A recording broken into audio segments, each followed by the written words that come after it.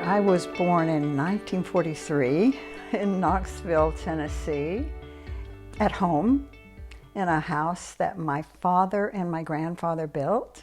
My childhood was lonely a bit, being the youngest member of my family, and I didn't have siblings my age. And my mother was very protective, and from the time I learned to read, I read voraciously. Nancy Drew was a big hero, and I can say now that that helped me realize that a young woman could do things that none of my family had done. She drove a car, she flew an airplane, she solved mysteries. But how I treasure that now, because it instilled that desire to see more, know more, do more. Mother was preoccupied with the bigger problems of my two older sisters.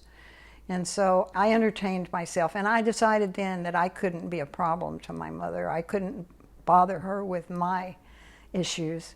So I think this independence was forged early. I said, this is way too scary for me. We have to stop. And I broke up with my boyfriend.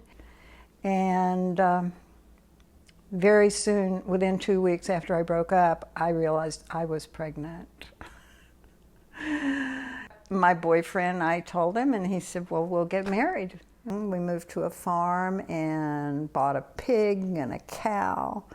And we're just going to be happy family. But it wasn't long before I rebelled at being told how much money I needed for groceries. And I didn't have money to buy books, but he had money to go hunting and buy a gun. And I didn't like that. I went to work in a factory sewing Levi's. And then when I felt I was ready, I divorced him. The man who rented a room in my home was in my life. But I'd already said, this is not going to work out. And I found myself pregnant again. I repeated a pattern.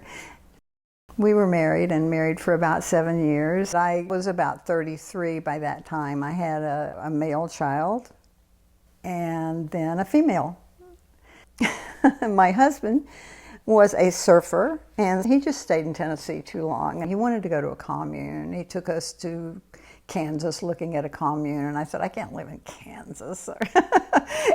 He had lived in Hawaii for a brief time, so I said, okay, let's go to Hawaii. I'll go to Hawaii. So after about a year in Hawaii of us sparring over money again, how he thought it should be spent and how I thought it needed to go for food.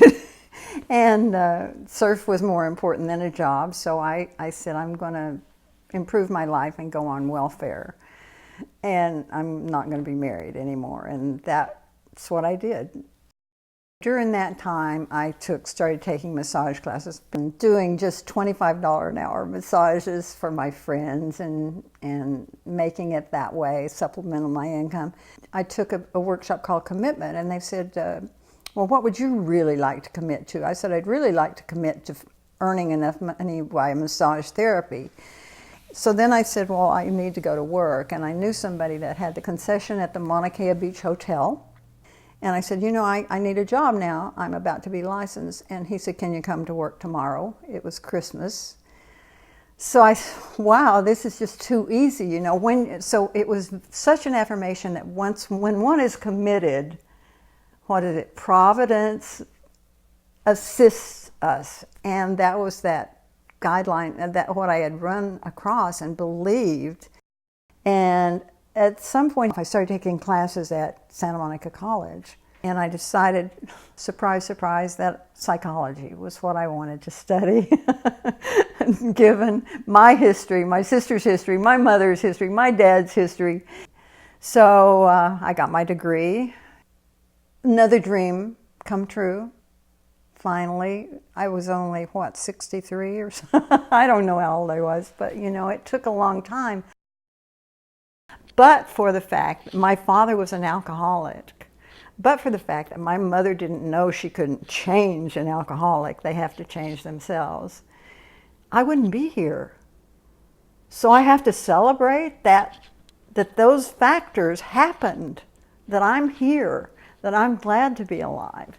And that, you know, even when circumstances look just bleak, I have to look and say, what can I learn from this? Or what good could come out of this? And believe that that can happen.